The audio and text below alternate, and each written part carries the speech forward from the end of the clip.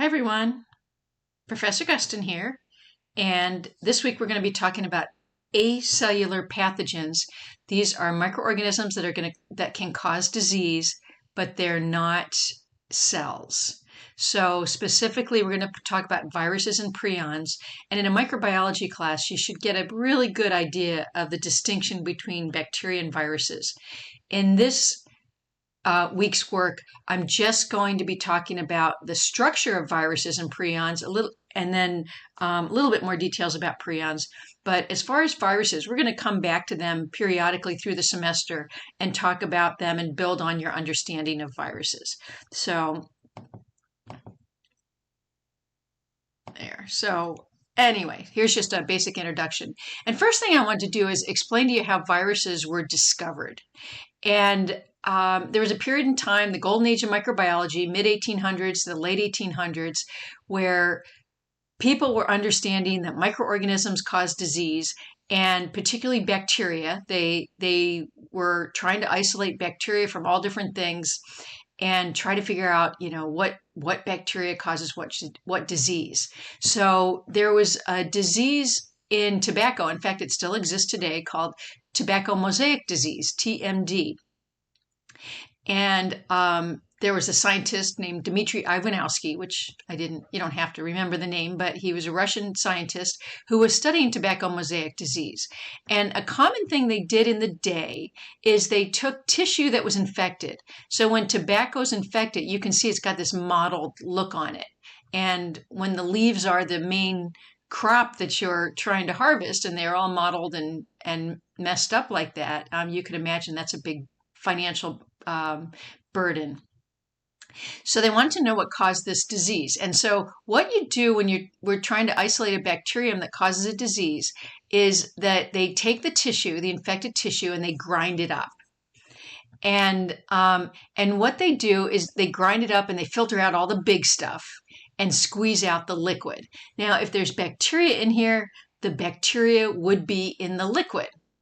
And what they do is you take a filter apparatus, and there are filters that have small enough holes that they can trap bacteria, and the smaller stuff runs through. So like the water would run through.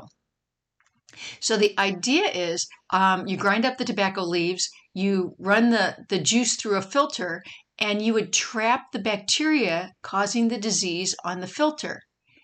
And you can use that stuff to infect other tobacco leaves and see, do we have the bacteria that causes the disease?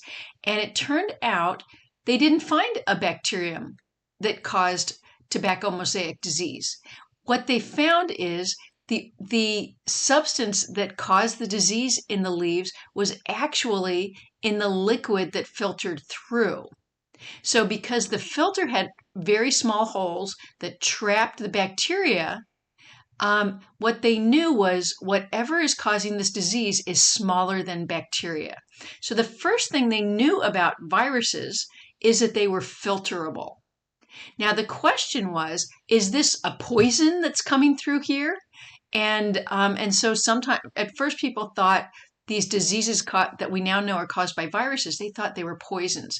And you can see that written in the historical origin of the word virus. In Latin, virus means poison. So at first they thought, oh, there must be some kind of poison that's causing this disease. But what they found was, if it was a poison, if I took the filtrate and I infected a plant, it would actually have less, it would dilute out. So if I infected another plant and another plant, the poison would get more and more dilute. But what they found is this amplified, this magnified in each subsequent plant. So this was actually an organism that was multiplying and growing. And eventually they figured out that this was a new kind of microorganism called a virus. So the first thing they knew about viruses is that they were smaller than bacteria, but they are infectious and they can multiply just like bacteria. So it took until about 1935, when the electron microscope was invented, that they actually saw viruses under the microscope. And this is the tobacco mosaic virus. So but the very first thing we knew about viruses is that they were smaller than bacteria. So They were filterable. And I like this picture. It kind of gives you a good summary of the size of things. And notice the scale on the bottom. Each unit is 10 times bigger. So bacteria, I think we mentioned this when we talked about prokaryotic cells, run along the size of about 1 micrometer. Remember, bacteria are prokaryotes. Prokaryotes are around that 1 micrometer in size. Eukaryotic cells are 10 to 100 times or even 1,000 times bigger than the bacterial cells. Viruses, and here's a couple examples of viruses, are much smaller than bacterial cells. So they can be 10 to 100 times smaller than a bacterial cell. So we can't see viruses using our light microscope. It's showing you right here that we're getting kind of on the scale that they're really difficult, if not impossible, to see using the light microscope. So viruses are much smaller. Now remember that viruses have to be made of parts, of molecules. So the molecules that we've been talking about, atoms and lipids and proteins, they're all smaller than a virus because these are the building blocks of viruses. So viruses are small compared to bacteria. List the properties of viruses that distinguish them from other microorganisms. First of all, what we know about viruses is that they are obligate intracellular parasites, which means they have to live inside of a host cell in order to multiply. A virus cannot multiply just on its own. It has to be, it's obliged, it's obligate, it has to be inside of another cell. And I have on here of all organisms. Every organism on the planet is able to get viral infections. Even bacteria get viral infections. Protozoans, fungi, plants, animals, we all get viral infections. They're found everywhere there is life. In fact, there's more virus particles on the planet than any other life form. They're very, very common. They are not cells, which is why we call them acellular. We're going to talk somewhat about the structure of viruses and how they're different from bacteria. They're very specific. A virus that infects a bacterial cell does not infect a human cell. They have very specific host ranges. And in fact, think about the viruses in humans. We have cold viruses. When you get a cold, the virus is attacking your upper respiratory tract. So human cold viruses don't typically affect other organisms. Your dog won't get a cold from you. Because they're very host specific. But not only are the viruses host specific, they're very cell type specific. We don't get a cold affecting our liver. A cold virus will not grow in our liver. A cold virus will not grow in our skin. It only grows in our upper respiratory tract. In fact, it doesn't even grow in our lower respiratory tract. It's very specific to who and what cells in that host that they're going to infect. So viruses are very specific. Let's see, all other living organisms have chromosomes and DNA and RNA. Viruses are kind of different. Because they have to multiply, they have some nucleic acid, they have DNA or RNA, but they don't have both. They have the instructions on how to make the virus in either their DNA or their RNA. And so their genome is DNA or RNA. They don't have both, like all the cellular organisms that we know about. You might remember DNA in all living organisms is double-stranded. RNA is single-stranded. Well, in viruses, the DNA can be double-stranded or single-stranded. The RNA can be double-stranded or single-stranded.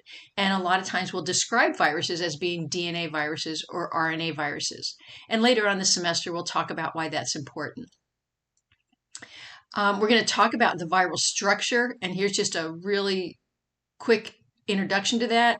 The genome, the DNA or the RNA, is surrounded by a protein capsid, and you'll see this word again in another slide. And in some cases, they have an envelope and spikes. So I'll show you some pictures of that. Viruses don't have a metabolism.